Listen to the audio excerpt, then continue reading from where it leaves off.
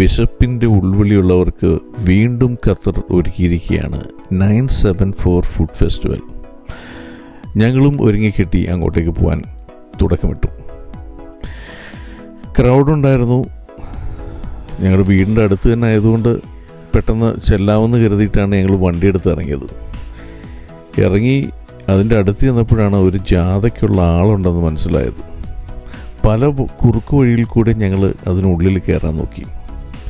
അവസാനം ഒരു നല്ല വഴി കിട്ടി, അതിലെ ഉള്ളിൽ കയറി.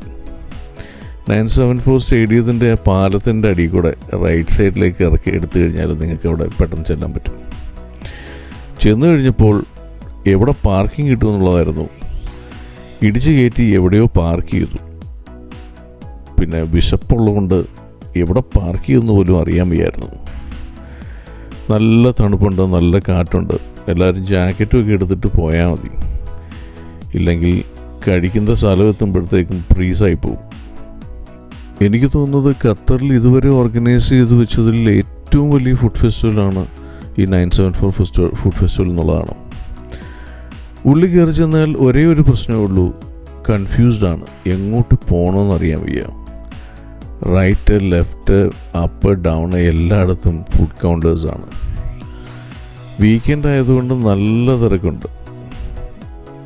ആൾക്കാരെ തട്ടി നടക്കാൻ പോലും പറ്റില്ല.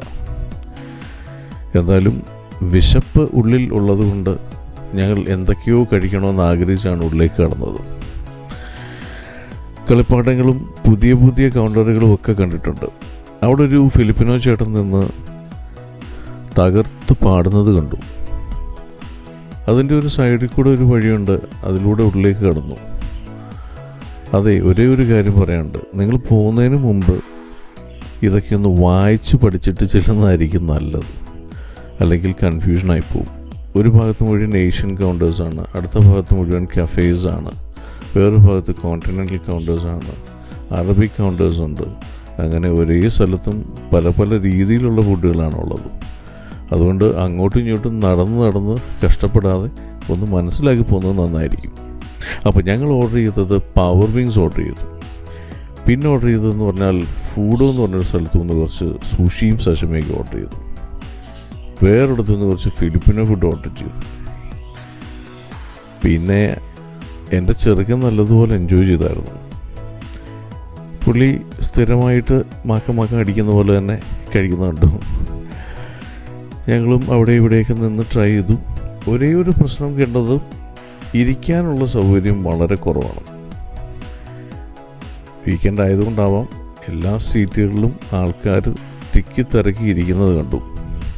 വീട്ടിൽ നിന്ന് ഇറങ്ങുമ്പം അവനവൻ്റെ ഈ ബീച്ചിലൊക്കെ പോകുന്ന ചെയറൊക്കെ ഉണ്ടെങ്കിൽ എടുത്തുകൊണ്ട് ഉള്ളിൽ പോയാൽ നന്നായിരിക്കും.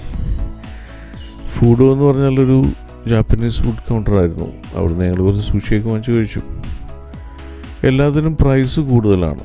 വെളിയിൽ സാധാരണ അവരുടെ തന്നെ റെസ്റ്റോറൻറ്റിലുള്ളതിനേക്കാളും പ്രൈസ് കൂടുതലാണ് ഫുഡ് ഫെസ്റ്റിവൽ കൗണ്ടറിലുള്ളത്.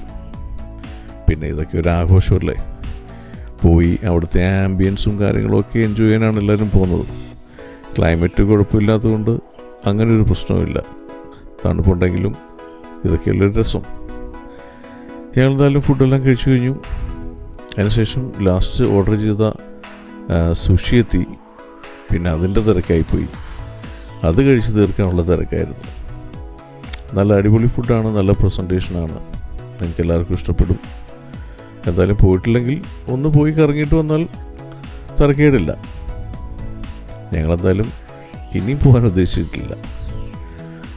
ഫുഡ് കൊള്ളാത്തതുകൊണ്ടൊന്നുമല്ല കേട്ടോ. ഈ സെയിം ഫുഡ് തന്നെയാണ് നമുക്ക് വെളിയിലും കിട്ടുന്നത്.